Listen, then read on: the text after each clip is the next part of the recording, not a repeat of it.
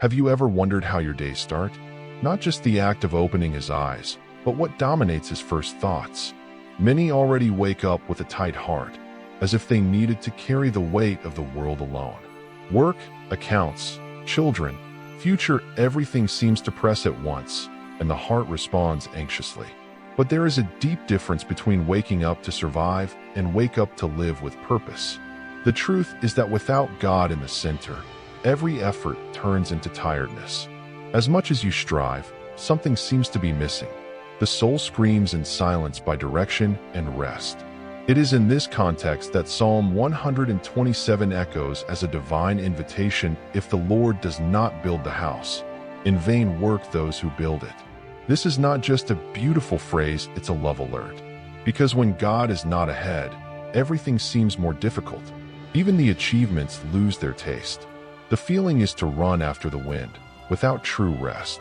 Have you thought about starting the different day? Before looking at the cell phone, getting involved with messages, notifications, and pressures, how about opening your heart to God? This is the proposal of this moment, a reconnection journey. A sincere invitation to put God at the base of your routine, not as a spiritual accessory, but as the foundation of your peace. Because when you start the day with faith, you align your heart with heaven even before you face the challenges of the earth. This is not just a morning prayer. It is an act of surrender, a delivery that transforms the way you face the day, the problems, and even yourself. It is not about doing more, but of making sense with divine presence. When God builds, the house stands. And when He leads, his soul rests. Starting the day with God is not just a symbolic gesture, it's like launching the foundation of a house that will resist the winds. Psalm 127 is not saying that work is useless, but without the Lord at the base, even what seems solid can crumble. Have you seen a house without foundation? At first glance it may seem firm, but when the rains and storms come, everything collapses. This is life when we ignore the divine presence. People wake up in a hurry, already thinking of deadlines, slips, appointments. They leave home with their body dressed, but the naked soul of peace. The mind accelerates, the heart squeezes, and the day turns into survival. But there is an alternative: guided and not pressured. When you start the morning with a prayer, even simple, something changes. By saying, "Lord, this day is yours," you deliver the control. And in this delivery, an invisible force begins to act. You are no longer solely responsible for carrying the burden of life and walks with someone you see beyond what your eyes reach. This does not mean absence of problems, but direction of direction. God does not take the winds, but strengthens the roots. It does not remove all the stones from the way, but makes you not stumble on them. Morning prayer is more than a devotional habit, it is a change of perspective. You don't have to prove anything to anyone. God already knows your heart, your struggle, your effort, and He doesn't measure you for productivity, but for confidence. Faith is not passivity. It is spiritual attitude. It is the courage to wake up and declare, "I trust, even without seeing. I rest, even in the midst of war." This kind of active faith changes everything. Have you tried to start the day with a minute of silence?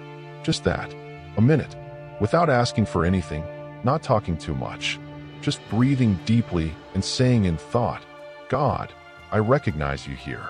It may seem little, but this simple gesture has the power to redefine everything. It's like pressing the soul restart button. Spiritual rest does not begin when the problem is solved, but when the heart is paid to the certainty that God is in control. Most people associate faith with extreme moments, urgent requests, intense crises. But Psalm 127 reveals something more subtle, and deep faith is not repair after ruin. It is the foundation of construction. Do not expect the chaos to come to seek God. Start at dawn, when everything is still quiet, when the noise of the world has not yet invaded your mind. This is the most fertile moment for planting faith, hope, and rest. There is no perfect formula. What exists is presence, and presence generates transformation. So the next time you wake up and feel that urgency to solve everything at the same time, stop. Before running, breathe. Before acting, pray. Close your eyes for a few seconds and say, "Lord, I give this day in your hands. Perhaps the world around it will not immediately change, but its inner world begins to reorganize. And when the inside changes, the outside responds. Dawn is more than the beginning of a new day. It's a new chance, a divine invitation.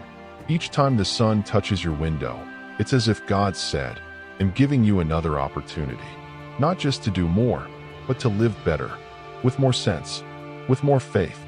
While many see the sunrise as another routine event, those who have spiritual eyes see a sign of heaven. There is something sacred in the beginning. Each morning God offers more than time, He offers meaning. And if Psalm 127 reminds us that the Lord is the true architect of life, then why start the day without consulting the creator of the plans? Before running after your goals, stop and ask sincerely, "Lord, is this building yours?" Because only what He builds remains. Have you noticed that the lightest days haven't been the easiest one? But yes, the best started.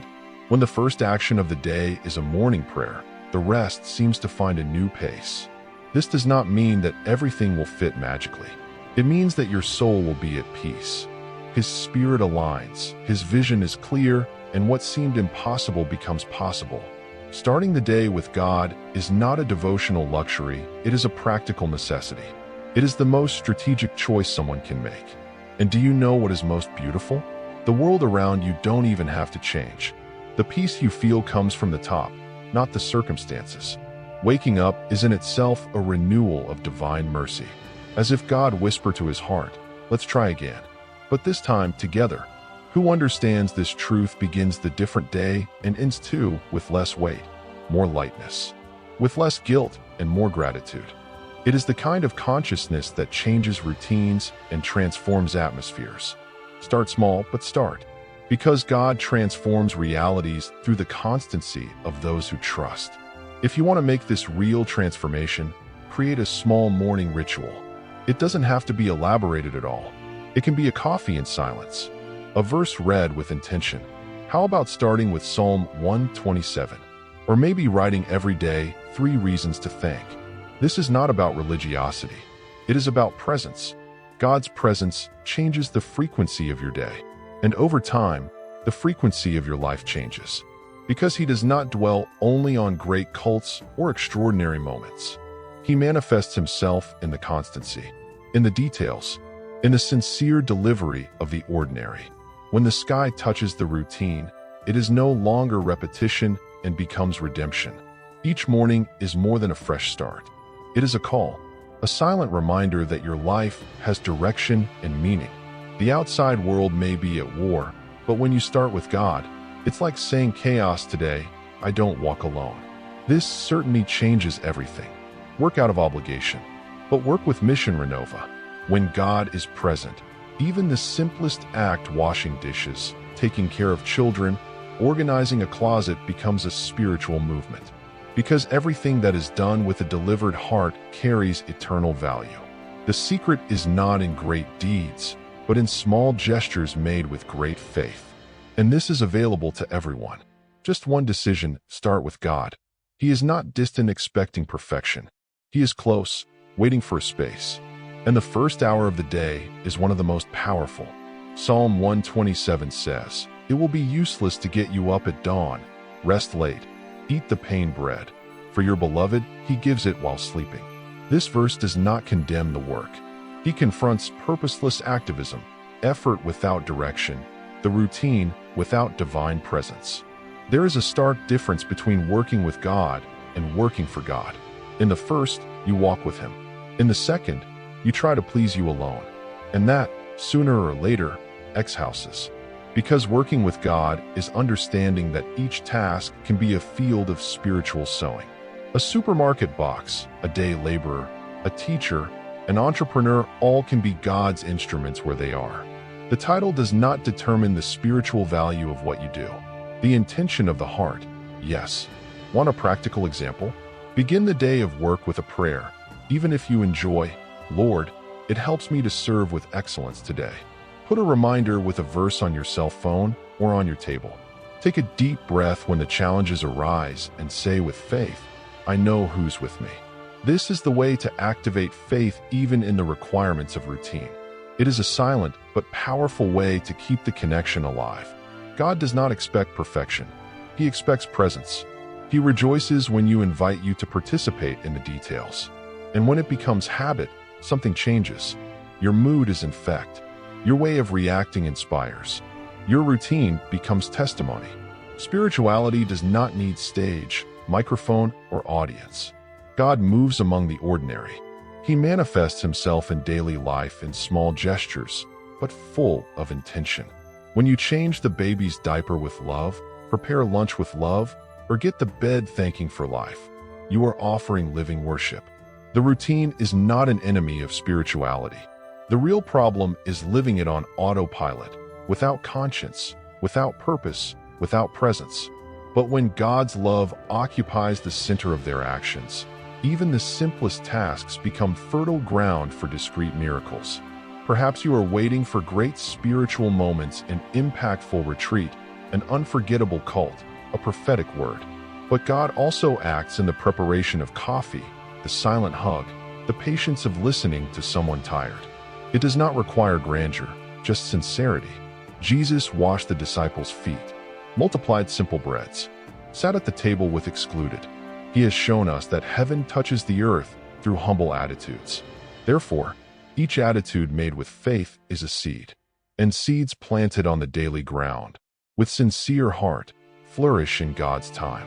A note of affection in the son's backpack, a good morning said kindly on the bus, a soft praise as you drive, all, when done with intention, carries the perfume of God's presence. And the most beautiful, it does not require extra time, only an awake heart. Have you ever thought that your home can be more than a place of passage? It can be a sanctuary, a sacred territory. Psalm 127 declares, "The children are inheritance of the Lord." This reveals that the family is not a social invention, it is a divine project.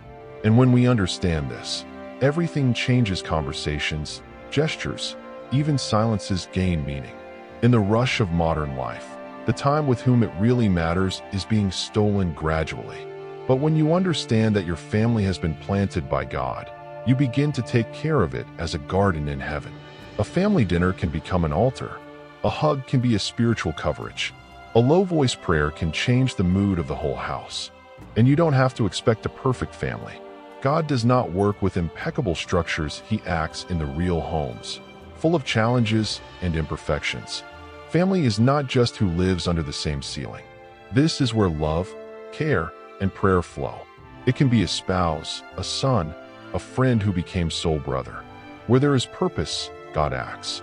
Want to see this manifest? Start with words. Say, "I pray for you," or "You are a gift from God in my life." Simple phrases, but with healing power. They build bridges where before there was distance. They disarm barriers and prepare the ground to flourish from grace. Yes, coexistence is not always easy, but divine love does not eliminate difficulty as it enables you to face them. It is in the exercise of forgiveness, in the choice of empathy, that the home strengthens. And when the family is firm in the rock, she can even swing. But it doesn't fall. There is something powerful to start the day with prayer, not as an obligation, but as a meeting. Prayer is more than decorated words. It's presence, it's conversation, it's delivery. It is like designing an invisible circle of protection around your home, your family, your plans. And it doesn't have to be a long or perfect prayer. God is not interested in performance, but in sincerity. Sometimes a simple "Lord, bless my home today" moves the invisible. Every supplication, every gratitude, every word thrown with faith early on is a spiritual seed. And seeds planted with faith do not return empty. You can make this a habit by creating a small altar in the heart of your routine. It can be at the coffee table, on the porch, in the car before leaving. Put a soft praise. Read a verse. Psalm 127 is a perfect base, and pray with intention. The constancy of these moments transforms environments. The child who sees you praying comes to trust more. The spouse that listens to your words begins to open. The home that was once just physical shelter becomes spiritual refuge. Because when God is invited to dwell, he does not enter just to visit. It transforms. Even in difficult days, Prayer is the thread that keeps your soul connected to the source. When strength is missing, pray. When everything is silent, pray. When the answer takes time, keep praying. Prayer is not a formula for controlling God, it is a tool to remain in Him. Many people believe that resting is just stopping the body. But what about the mind doesn't silence? And when the heart is still agitated, even in a quiet place? Psalm 127 offers us a liberating truth to His beloved. He gives it while sleeping. This is not a defense of laziness, but a statement of trust. Rest, in the light of faith, is a spiritual act. It is recognizing that you are not in control of everything, and you don't even have to be. It is to say with courage, Lord, I did what I could, now I give your hands. This rest goes beyond the physical. He touches the soul, calm the fears, silence an inner hurry. We live in a culture that idolizes productivity. Sleeping little became synonymous with effort. But the Bible teaches us another logic: God works while you rest. And when this truth becomes real within us, anxiety loses strength. Because it is often nothing more than over-control disguised as a responsibility. A powerful habit to activate this rest is what we call the inner Saturday. It may be a brief moment at night, an intentional time to turn off the phone, take a deep breath and pray. Read a verse, or just thank you. Say, I trust you. No matter how busy the day has been, there is always a small space, whatever, to rest in God. And that moment is worth more than many sleepless hours. It regenerates inside. It returns the lightness. He reminds us that we are supported by hands larger than ours. The family is not just a social structure. She is a spiritual heritage. Psalm 127 states that children are inheritance of the Lord, and that changes everything. It means that the members of your home are not under their responsibility by chance. They are entrusted to you by God. And when you see this with spiritual eyes, even the simplest tasks become seeds of eternity. The conversations at breakfast, the moments of tiredness, the small fights, the prolonged silences, everything can become room for healing and renew, if God is the center. It is not about seeking the perfect family, but about building a home where the divine presence can live. And it begins with small choices: a word of blessing, a gesture of forgiveness, a prayer in a low voice. You can start today. Say something like, I pray for you, or you are a gift from God to me. They are simple sentences, but loaded for free. They break walls, build bridges, and make ways for the Spirit to act. And even if not everyone in your home understands, keep sowing with faith. The harvest will come at the right time.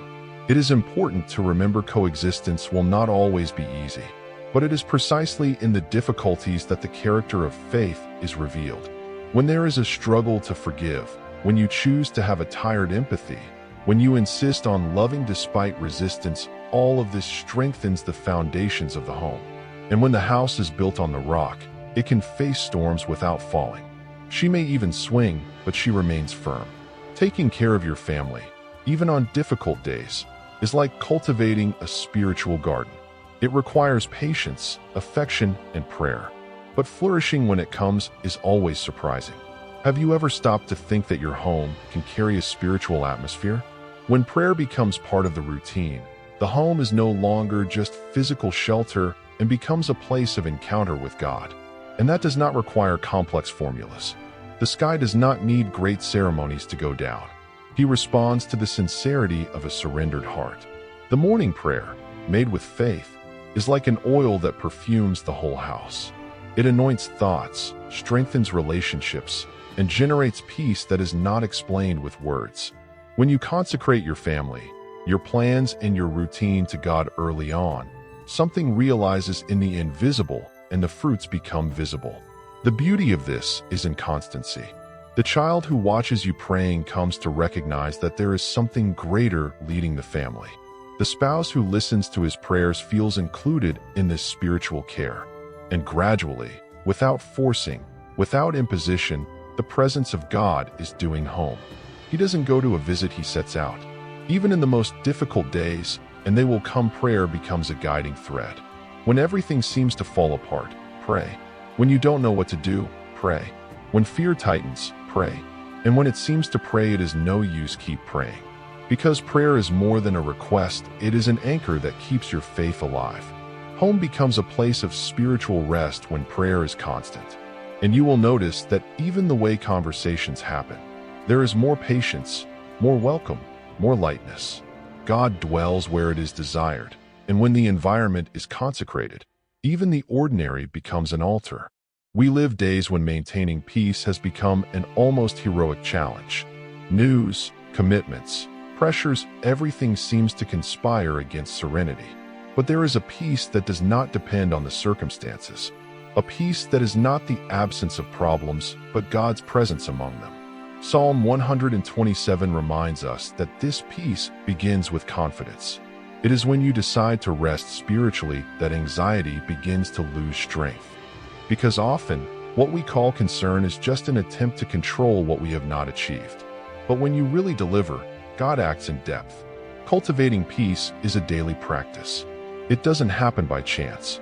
It is necessary intentionality. How about starting the day meditating on a verse like, "In peace I lie down and then fall asleep, for only you, Lord, make me live in security." Psalm 4 and 8. Or hear soft praises while preparing the coffee. Write a small prayer before bed. Simple things, which planted with constancy, generate deep roots. These small attitudes act as anchors. They do not prevent the storm, but prevent you from being taken by it. A soul in peace sees better, responds with more wisdom, loves more lightly. And the most beautiful, this peace begins inside, but spreads away. It hits your family, your friends, your work environment. Have you noticed how someone at peace changes the mood of a place? It is not about words. It is about presence. A firm, silent, but deeply spiritual presence. This is what happens to those who are anchored in God. Even in the midst of chaos, this person becomes shelter, not because it is perfect, but being sustained by the one who is perfect. When your soul is anchored in God, no matter the size of the storm, you stand up, not because it is strong, but because it is sustained. This is the difference between living by the strength of the arms and living by the force of faith. A life connected to heaven is not immune to winds, but is rooted in promises that the world cannot rip. This inner peace, born of prayer and fueled by the Word, becomes his greatest treasure in good days and his secret strength in difficult days. That's why the question that echoes now is so important. How have you started your days? Is it giving control to the Lord or trying to carry everything alone? If God is not the center of your routine, even good things can become heavy.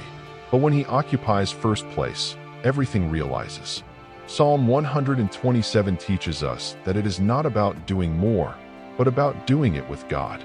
And perhaps, only perhaps, this message has come to you as a prayer answer. If your mind is tired, if your home is in conflict, or if life looks out of compass, it may be time to return to the center. Transform routine into an altar, prayer and daily practice, and the family into sacred priority. No need to start with big changes. Start with faith. Start with a gesture. Start with a different morning. Because it is in the ordinary that God reveals the extraordinary. The change does not start with the world around it. It starts with one step, yours. And when you change, it all starts to change together. Because where there is faith, there is movement. Where there is delivery, there is renewal.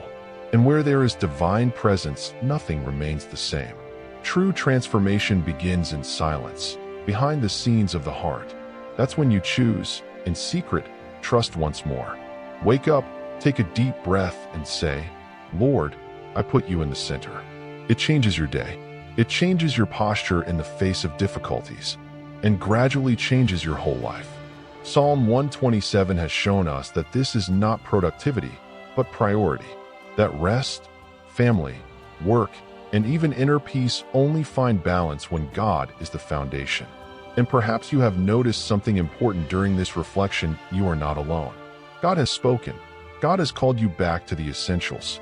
The rush does not have to keep dictating your pace. The routine can be transformed into an altar. Prayer can no longer be a formality and become a living relationship. And your home? It can be more than walls. It can be a refuge of presence, healing, and renewal. So what can you change early tomorrow? What is the small habit of faith that can be started now? Maybe it's praying before leaving home.